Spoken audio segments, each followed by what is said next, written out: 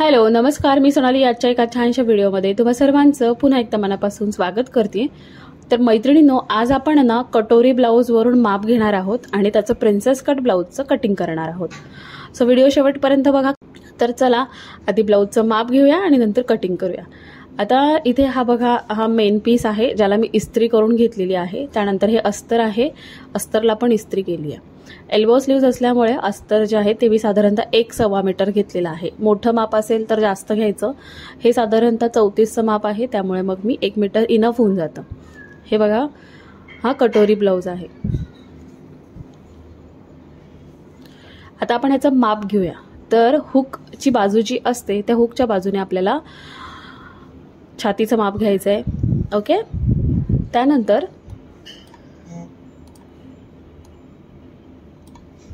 जास्त ताणायचं नाही। जी शिलाई असते काखेतली त्या शिलाईपासून जास्त ताणलं तर बघा 36 येणार, तर काही उपयोग नाही। जास्त ताणायचं नाही, किंचितसं ताणायचं किंवा नाही ताणलं तरी चालेल। बरोबर 8.5 म्हणजे 8.5चा चौथा भाग 34 येतो। त्यानंतर पूर्ण कमर मोजायची। तर कमर मोजताना आपण हुकच्या बाजूने मोजायला सुरुवात करायची। हुकची पट्टी पूर्ण कव्हर करायची आणि आईची पट्टी जी आहे जिथे आपण हुक अडकवणार आहोत तिथपर्यंत गोलाकार घ्यायचं। तर 28 आलेला आहे। त्यानंतर आता आपण उंची मोजणार। उंचीने मी पाठीमागच्या बाजूने मोजायची। तर उंची मोजताना बघा, शोल्डरचा जो मध्य आहे पट्टीचा तिथून टक्सच्या इथे उंची मोजायची। तर ही 12.5 आहे। लगेचच मी पाठीमागचा गळा सुद्धा मोजते। इथे 8.5 आहे। पुढचा गळा पण मी इथेच मोजतीये।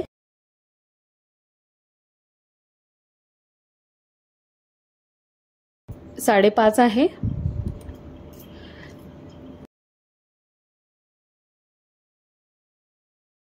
त्यानंतर बाही उंची, फ्रिल असल्यामुळे फ्रिल मी काउंट नाही करते, फ्रिलच्या वरतीच मी बाही बघतीये। तर 10 इंच आहे। त्यानंतर दंडघेर वगैरे ते आपण कटिंग करताना बघूयात। तर आता इथे बघा, याचा मुंढा जो आहे तो 7 इंच आहे, बट मी त्यांचं बॉडीवरून पण मेजरमेंट घेतलेलं आहे, तर त्यामध्ये मुंढा जो आहे तो 15 आहे। तर त्या हिशोबाने आपण कटिंग करणार आहोत। तर तुम्ही कटोरीवरून कटोरी करणार असाल तर ह्यामध्ये एकच तुम्हाला करायचं आहे, कटोरी मोजायची आणि योकपट्टी मोजायची, बस। आता इथे बघा, हे मी अस्तर घेतलेलं आहे, डबल फोल्ड ऑलरेडी अस्तर आहे। बंद बाजू मी माझ्याकडे ठेवली आणि आता आपण ड्राफ्टिंगला सुरुवात करूया। पट्टी घेतली आहे आणि पट्टीने सगळ्यात आधी खाली एक सरळ लाईन आखून घेतली। का तर काय होतं, बऱ्याचदा अस्तर आपलं पुढे मागे असतं, ज्याच्यामुळे आपल्याला ही लाईन आखून घेणं खूप गरजेचं आहे। त्यानंतर आता तिथून आपण उंची टाकणार आहोत। तर उंचीमध्ये नेहमीप्रमाणे 1 इंच आपण एक्स्ट्रा घेतो। 12.5 आहे, तर मी 13.5 इंचावर मार्क केलं। 13.5 वरती एक लाईन आखली। त्यानंतर इथे आपण शोल्डरचं मार्किंग करणार आहोत। तर बघा, चार्ट प्रमाणे याचा गळा जो आहे, गळा रुंदी जी आहे ती 2 इंच येते 34ला, किंवा 2.25 पण घेऊ शकता तुम्ही। त्याच्या पुढे 2 इंच शोल्डर पट्टी आहे आणि पुढे शिलाई मार्जिन आपण यामध्ये फक्त 1.25 इंच घेणार आहोत। ठीक आहे, त्याप्रमाणे आपण शोल्डर टाकणार आहोत 4.25 इंच। शोल्डर 4.25 इंच टाकल्यानंतर आता इथे बघा, जेव्हा शोल्डर कमी होतात ना, शोल्डर पट्टी जेव्हा कमी असते तेव्हा मुंढा जो आहे तो आपला वाढतो। तर अशा वेळेस 34 मापाला बघा, मी इथे 5.5 इंच मुंढा न टाकता मी 5.25 इंच मुंढा टाकलाय। का तर जेव्हा आपण इथे 5.5 वगैरे शोल्डर असतं तर आपण 5.5 इंच मुंढा घेतला असता तर चालला असता, पण 4.25 इंच शोल्डर आहे, जेणेकरून आपलं मुंढाचा जो घेर आहे तो वाढतो। तर मी 5.25 इंचावरती मुंढा टाकलेला आहे उंची, आणि लाईन आखून घेतली आणि मुंढ्याला आकार दिला। आता छातीचा चौथा भाग, पुढे 1.5 इंच शिलाई मार्जिन, आणि त्यानंतर बघा, वरती शोल्डरला मी अर्धा इंच सोडून मुंढा मी मोजून घेते। तर बरोबर 7.5, म्हणजे एक साईड जी आहे ती 7.5 आली आहे। पुढचा आपण 5.5, 7.5 पावणे 8 आला तर परफेक्ट होऊन जाणार आहे। 15, 15.5 थोडा लूज असेल तरी चालतो। आता कमरेचं मार्किंग 7, म्हणजे कमरेचा चौथा, त्यापुढे 1 इंच बॅक साईडला टक्स, आणि त्यानंतर पुढे 1.5 इंच शिलाई मार्जिन। बॅकपार्ट आपला ड्राफ्ट करून झालेला आहे। फक्त इथे काय करायचं, फिटिंगच्या बाहेर 1.5 इंच आपल्याला खाली जायचं, जेणेकरून मुंढ्यामध्ये ब्लाऊज काचत नाही। ओके, तर आता हे मी कट करून घेते पूर्ण।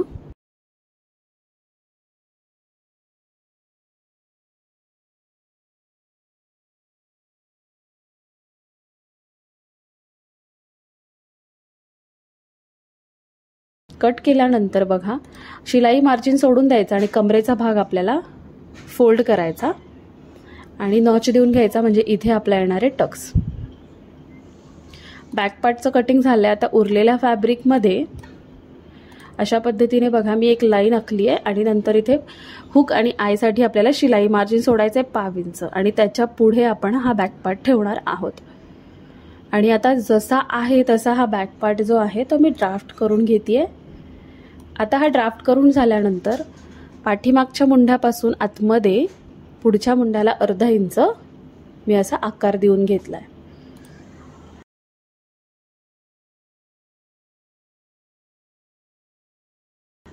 त्यानंतर पुढचा गळा ड्राफ्ट करणार आहे. पुढचा गळा जो काही असेल त्यामध्ये 1/2 इंच प्लस करायचं आहे. गळा रुंदी 2 इंच घेतली आहे, पण बॉटमला आपण गळा रुंदी 2.5 इंच कंपल्सरी सगळ्या मापांसाठी घेतो. आता इथे टक्स पॉईंट तुम्हाला बघायचा आहे. शोल्डरपासून जिथे कटोरीचं टोक आहे तिथे तुम्हाला टक्स पॉईंट घ्यायचा आहे. तर मी ह्याच्यावरती मोजते, तर हा 8.5 आला आहे. जर तुम्हाला असा मोजता नाही आला तर तुम्ही डायरेक्ट छातीचा चौथा भाग हा टक्स म्हणून घेऊ शकता, टक्स पॉईंट म्हणून कुठल्याही मापामध्ये.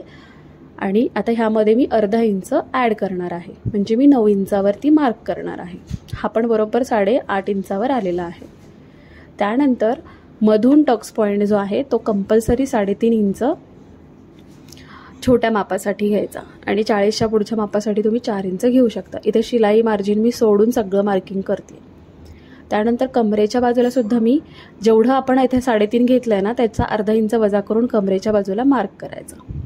आता इथे एक गोष्ट, प्रिन्सेस कटमध्ये नेहमी पुढचा भाग 1 इंचाने जास्त ठेवायचा, जेणेकरून पफ हा खूप छान येतो आणि ब्लाऊज उंचीला कमी होत नाही पुढच्या बाजूने, आणि तो आपण बॅकप्रमाणे कवर पण करणार आहोत.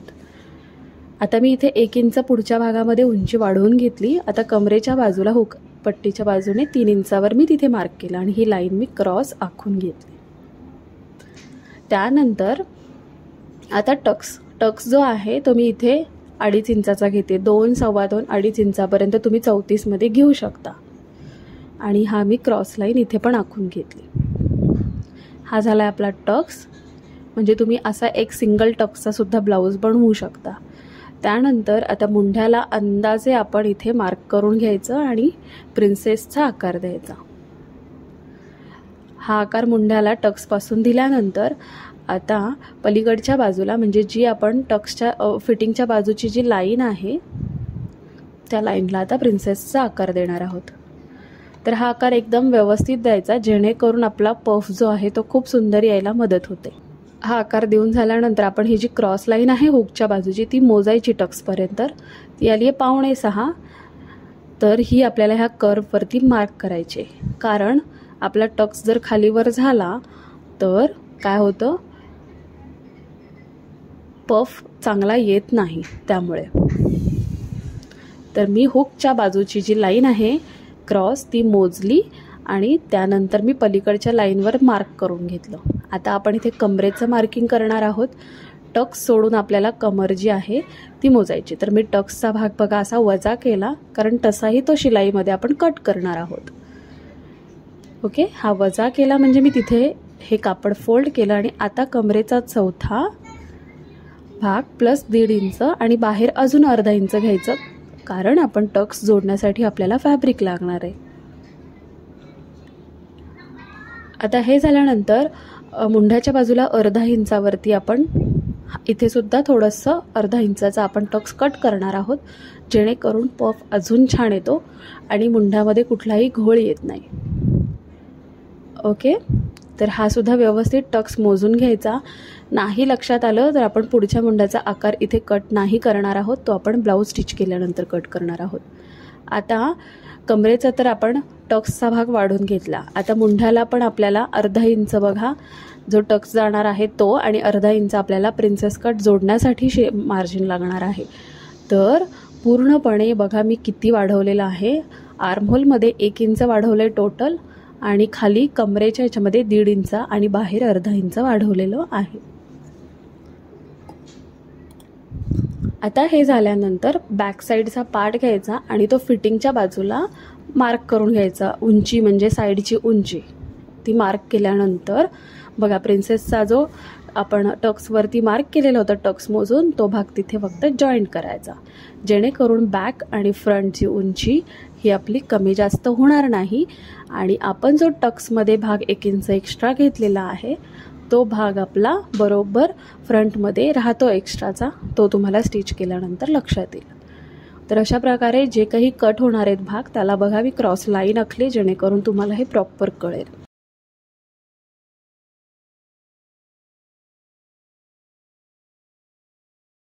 आता आपण साईड भागमध्ये तर ते भाग वजा केला, पण फ्रंटमध्ये जो 1 इंचाचा भाग आहे तो सुद्धा आपल्याला वजा करायचा आहे. तर तो बघा एकतर तुम्ही तिथे टक्स टाकू शकता, अदरवाईज तो सुद्धा क्रॉस घेऊन तुम्ही कट करू शकता. तर इथे मी हा भाग कट करते. आता इथे फ्रंटचा जो आकार आहे तो कट नाही करत आहे, कारण टक्स जो आहे तो खालीवर होतो आणि नंतर मग आपल्याला फॅब्रिक कमी पडतं, मग तिथे बऱ्याचदा ब्लाऊज खिचला जातो. तर त्यामुळे आधीच कट नाही करायचा मुंढा, नंतर कट करू. पुढचा गळा मी कट केला आहे आणि शिलाई मार्जिनच्या बाहेरचा भाग मी इथे कट केला आहे.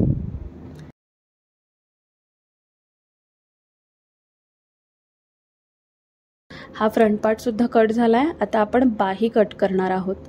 तर बाही कट करण्यासाठी 4 पदरी फॅब्रिक घ्यायचं आहे, म्हणजे 2 फोल्ड ऑलरेडी आहेत अस्तरचे, आपल्याला अजून 1 फोल्ड करायचं आहे.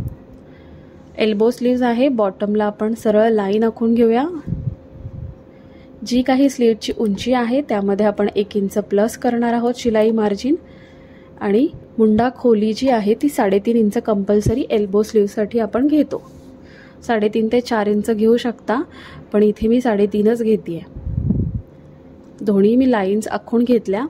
आता बाही रुंदी जी आहे ती छातीचा चौथा भाग वजा अर्धा इंच, तर 8.5 छातीचा चौथा आहे, तर मी इथे 8 इंचावर मार्क केलेला आहे.